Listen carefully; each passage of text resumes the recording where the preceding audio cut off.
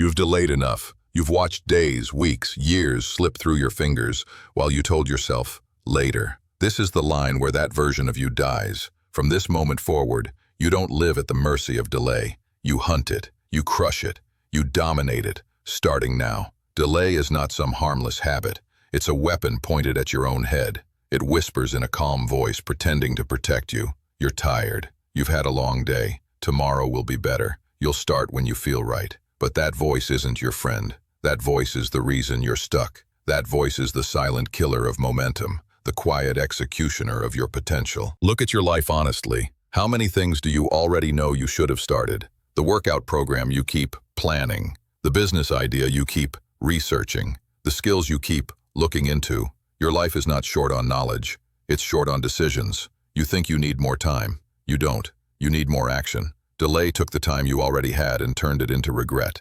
Delay is addiction disguised as comfort. Every time you choose later, you get a hit of relief. You escape responsibility for a moment. You feel safe, but that safety is poison. That tiny relief now becomes massive frustration later. You pay for every delay with anxiety, lost opportunity, and a weaker sense of self-respect. And then you pretend you don't know why you feel behind. You do know. You just don't want to face it. You've trained yourself to believe your feelings. I don't feel like it yet. I'm not in the right headspace. I'll start when I'm more motivated. Listen carefully. Feelings are not leadership. Feelings are weather, changing, unstable, unreliable. Discipline is leadership. Discipline says, I move whether I feel like it or not. Delay worships emotions. Discipline ignores them and executes. Every time you delay, you rewrite your identity downward. You prove to yourself that your own words mean nothing. You say, I'll do it today. Then you don't. Your brain notices. Your confidence notices. Your future notices. You teach yourself that you can't be trusted, and then you wonder why you feel weak. You created that weakness by constantly breaking promises to yourself in the name of comfort and later. So here is the new rule. If it matters, you start immediately. Not after you overthink. Not after you watch one more video. Not after you scroll for 30 more minutes. Dominate delay by cutting off its oxygen. Hesitation. The longer you wait between decision and action, the stronger delay becomes. Your weapon is speed. Decide and move before your excuses can form complete sentences. You think you're avoiding pain by delaying. You're not. You're just trading the sharp, productive pain of effort for the slow, suffocating pain of regret. One hurts now and makes you stronger. The other feels easy now and ruins you later. You've lived long enough on the wrong side of that trade. You know exactly how it feels to go to bed angry at yourself for wasting another day. You know it too well. Delay is always dressed up in reasonable language. Let me organize my thoughts first. Let me clean the house so I can focus. Let me start fresh on Monday. All lies. You don't need a perfect plan. You don't need a perfect environment. You don't need a perfect day. You need to move. Action creates clarity. Action creates focus. Action creates momentum. Delay destroys all three. If you don't do something immediately after this, you're choosing to stay exactly where you are. That's the truth most people can't handle. They want to believe they're victims of circumstances, victims of time, victims of luck.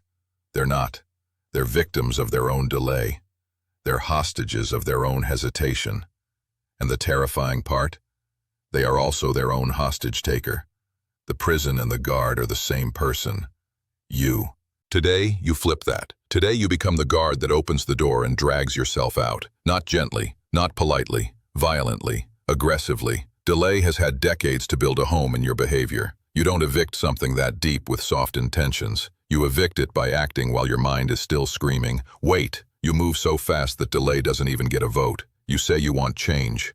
Prove it. Change is not a mood. Change is not a quote. Change is not a vision board. Change is what happens when you do the thing you've been avoiding, over and over, until the avoidance dies. You want to dominate delay? Then you start the workout when you least feel like it. You open the laptop and do the work when your brain demands rest. You speak up when your instinct is to stay silent. You train your body that, I don't feel like it, is a cue to move, not a reason to stop. You have to understand how dangerous delay really is. You think you have plenty of time. You don't. You have a limited number of weeks left in your life, and delay is burning them in front of you while you stare at a screen pretending not to notice. There are people with half your resources building twice your results. Not because they're smarter, not because they're luckier, because they don't delay as much. They move. Your future self is watching you right now. 10 years from now, that version of you will either be thanking you or cursing you, based on what you do with this moment. Do you really want to explain to your future self that you stayed stuck because you kept hitting later on everything that mattered? That you chose comfort over progress, distraction over discipline, delay over domination? This is where you become dangerous. Not to other people, to your own weakness. Dangerous to your comfort zone. Dangerous to your delay reflex. You become the person who doesn't wait for the perfect conditions, who doesn't need to feel ready, who doesn't beg for motivation. You become the person who sees the task and attacks it, quickly, decisively, consistently. From now on, delay is your signal to strike. The moment you hear your mind say, "I'll do it later," that is your alarm. That phrase is now the red light that means, move now. You rewire your brain by pairing that thought with immediate action. Later becomes the trigger for right now. That's how you dominate delay. You use its own patterns against it until it dies. Imagine just 7 days lived like this. 7 days where you start everything important as soon as you identify it. No drifting, no scrolling away the discomfort, no promising tomorrow, just execution. You would not recognize yourself at the end of that week. The confidence, the momentum, the self-respect. You'd finally feel what it's like to be in control of your life instead of being dragged through it by impulse and laziness. You are not weak. You are not broken. You are not doomed to procrastinate forever. You are simply untrained. Delay has been trained. Delay has been fed. Delay has been reinforced thousands of times. Now it's your turn. You train a new reflex. Decide and move. Feel resistance and move. Hear excuses and move. Every rep of that mindset makes delay smaller and you bigger. So here is the moment that matters. Not next month, not next Monday, not after things calm down. This moment, right now. The next action you take after this will either strengthen delay or kill it. There is no neutral. Either you continue the pattern that has been quietly destroying your life, or you snap it in half and start building a new one. Dominate delay starting now. Not with noise, not with big speeches, with one simple, brutal move. Take the thing you've been putting off the longest and start it today. Not perfectly, not completely, but unquestionably. Begin. Once you begin again tomorrow, and the next day, and the next. Delay cannot survive inside a life of relentless, immediate action. You've wasted enough time surrendering to hesitation. Now it's time to become the kind of person who doesn't wait to live. Stand up. Pick the task. Start. Not later.